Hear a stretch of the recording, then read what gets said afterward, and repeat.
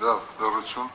վարորդի մասնակիցներ դատարան լսեց յուրաքանչյուրի կողմի կարծիքը, դատարանը արձանագրում է հետևյալը, իրոք դատարանը նախորդիվ և վերաքննիչ դատարանը և առաջին դատյանի ընդհանուր ասության քրեական դատարանը նախորդիվ կայացած որոշումով մասնարապես վերջինը 26 փետրվար 2026 թվականին արձանագրել էր, որ նվազել են, սակայն ոչ խափան միջոցի հիմքերը նվազել են, սակայն ոչ այն աստիճան, որպեսզի հնարավոր լինի ապահովել անազատության հետ չկապված ալտրանքային խափան միջոցի կիրառումը։ Ներկայումս դատարանը արձանագրում է հետևյալը. վարորդը գտնվում է հիմնական դատալսումների փուլում։ Պասպան խոսքով հանդես են եկել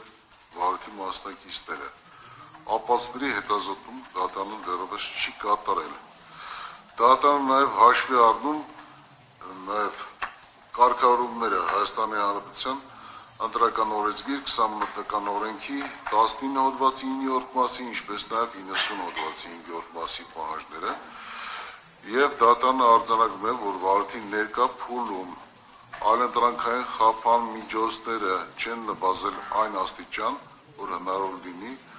այն փոխելու անազատության հետ չկապված այլ խափան միջոցներով։ Հետևաբար, պաշտպանական կողմի միջնորդությունը մեղադրյալի նկատմամբ որպես խափան միջոց գրավը 25 միլիոն դրամ կիրառելու հետ կապված և խափան միջոցը փոխելու առումով մերժվում է, իսկ Արտուր Սարգսյանի նկատմամբ կիրառված տնային կալանք խափան միջոցը երկարաձգվում է 2 ամիս ժամկետով, 2 ամիս ևս դեռություն, երկարաձգվում է 2 ամիս ժամկետով, սակայն տնային կալանքի տակ գտնվելու պայմանները դատարանի կողմից փոխվում են, այսինքն տնային կալանքի երկամսյա ժամկետը մեղադրյալը պետք է կրի քաղաք Երևան, Ուրնեցի 8-րդ փողոց տունը հասցեում, այդ հասցեում մեղադրյալին արգելվել է հյուրընկալել սույն քրեական վարույթով և շփում ունենալ սույն քրեական վարույթով մասնավոր մասնակիցների, նաև վկաների հետ։ Մյուս սահմանափակումները վերացվում են, այսինքն մեղադրյալը ազատ կարող է հյուրընկալել և շփվել այլ անձանց։ Նախկինում դատարանը բացառություններ արել։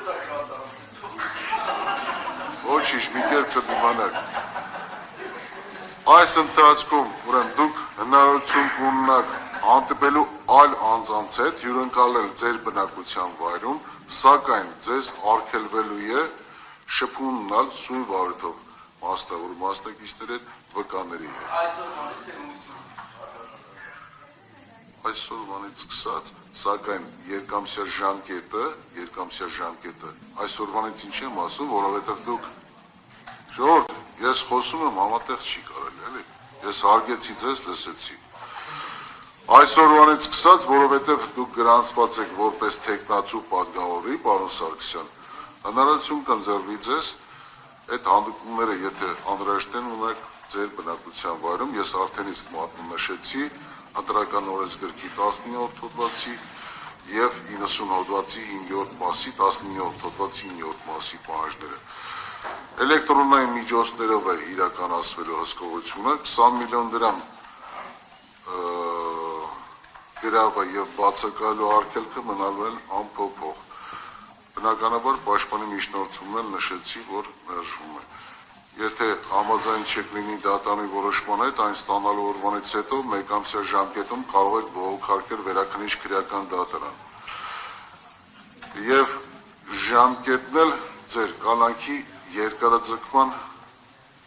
պարոն Պողոսյան, մեկ անգամ զգուշացրեցի, ինձ թվում է, որ արդեն պարզ է։